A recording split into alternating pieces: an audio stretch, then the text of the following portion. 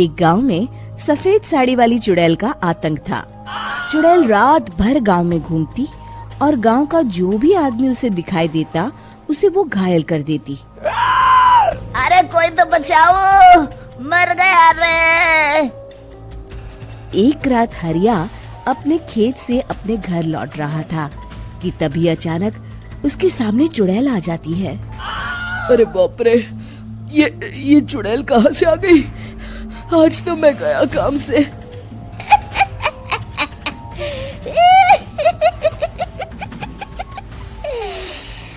आज मुझे मेरा शिकार मिल गया। अरे चुड़ैल दीदी, मुझे छोड़ दो। जैसे ही चुड़ैल हरिया की तरफ बढ़ती है, हरिया वहाँ से भाग जाता है और अपने घर के दरवाजे पे पहुँचता है। अरे भगवान, जल्दी से दरवाजा खोलो, मेरे पीछे चुड़ैल पड़ी है। हरिया की पत्नी जल्दी से दरवाजा खोल देती है। अरे आप इतना हाफ क्यों रहे हैं? अरे मेरे पीछे चुड़ैल पड़ी है, आज तो मैं बाल बच गया। जल्दी से सभी दरवाजे और सभी खिड़कियों को बंद करके बत्ती बुझा दो। तभी चुड़ैल हरिया के घर के पास पहुंच जाती है। अरे वो आदमी कहाँ गायब हो गया? मैं भी देखती हूँ आखिर कब तक बचेगा। मैं अपने शिकार को इतनी आसानी से नहीं छोड़ती। इतना कहकर चुड़ैल वहाँ से चली जाती है। वहीं दूसरी तरफ हरिया और उसकी पत्नी दोनों अपने घर की खिड़की से ये सब देख रहे होते हैं। अरे बाप रे, ये तो बड़ी डरावनी चुड़ैल थी। अगले दिन ये बात आग की तरह पूरे गांव में फैल जाती है और धीरे धीरे लोग चुड़ैल के डर के मारे शाम होते ही अपने घरों से बाहर निकलना बंद कर देते हैं। कुछ दिनों के बाद भाई, मैंने तो इस चुड़ैल के डर के मारे रात को अपने खेतों को पानी देना बंद कर दिया है। कहीं मेरी फसल सूख गई तो मैं तो कहीं का नहीं रहूंगा। साहूकार का कर्जा कैसे चुकाऊंगा? अरे भाई, पूरे गांव वालों का यही हाल है। पता नहीं ये चुड़ैल हमारे गांव में कहां से आ गई।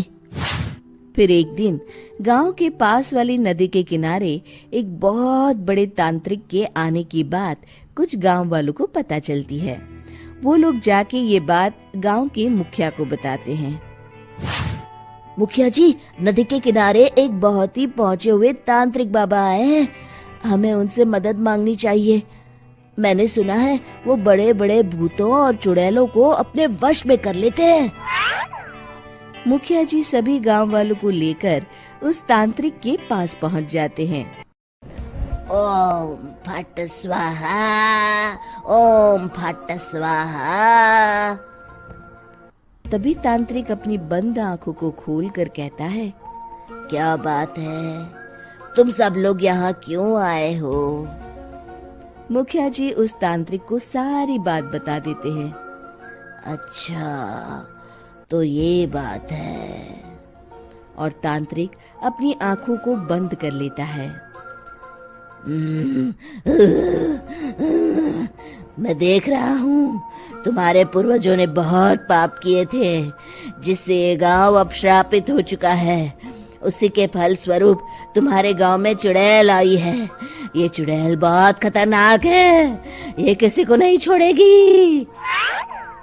हे भगवान, मर गए रे, अब क्या होगा? तभी गांव के मुखिया जी कहते हैं, बाबा, इस चुड़ैल से हम सबको बचा लीजिए। कोई तो उपाय होगा। इसका सिर्फ एक ही उपाय है। सभी गांव वालों को बारी बारी हर दिन अपनी आधी फसल उस पहाड़ी के ऊपर बनी काली गुफा में छोड़ के आनी होगी। तभी उस चुड़ैल की भूख मिटेगी और श्राप का प्रभाव खत्म हो जाएगा और तुम सब जिंदा बच जाओगे। सभी गांव वाले उस तांत्रिक की बात को मान लेते हैं और वहां से चले जाते हैं। फिर अगले दिन से रोज उस गांव के लोग बारी बारी से अपनी आधी फसल उस काली गुफा के पास जाकर रखाते। कुछ दिनों बाद हरिया की बारी आती है। बाप रे, आज तो मेरी बारी है उस काली गुफा में जाने की। क्या करूं, वो तो बड़ी खतरनाक चुड़ैल है। मेरे तो हाथ पैर कांप रहे हैं। फिर हरिया डरते डरते अनाज की बोरियां अपनी बैलगाड़ी में लाद देता है। तभी हरिया की पत्नी उससे कहती है, देखो जी, संभल के जाना और किसी भी हालत में शाम होने से पहले वापस आ जाना। उस चुड़ैल का कोई भरोसा नहीं है जी। हरिया बैलगाड़ी में बैठते हुए कहता है, भगवान, मैं क्या वापस आऊंगा। लगता है अब तो मेरी खबर ही आएगी। इतना कहकर हरिया वहां से चला जाता है। रास्ते में जंगल से गुजरते हुए हरिया की बैलगाड़ी का एक चक्का बड़े गड्ढे में फंस जाता है। हे भगवान, अब ये क्या मुसीबत है। हरिया नीचे उतर के पूरी ताकत से अपनी बैलगाड़ी को गड्ढे से निकालने की कोशिश करता है।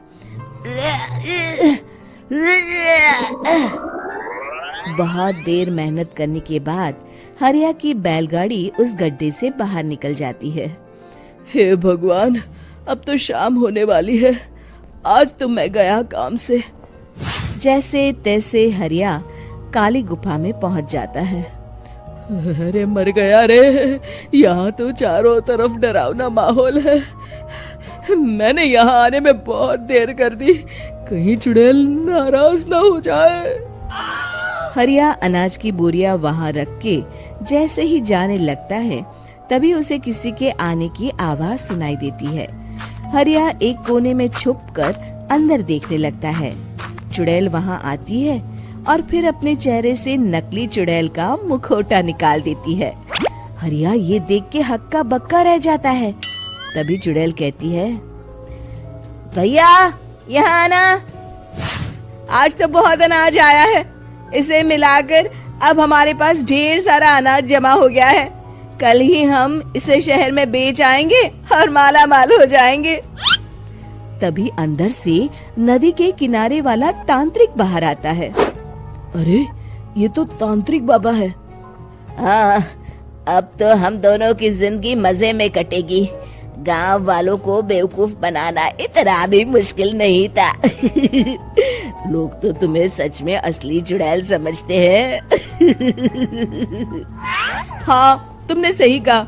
अब ये गांव वाले चुड़ैल के डर से जिंदगी भर इस काली गुफा में अनाज पहुंचाते रहेंगे।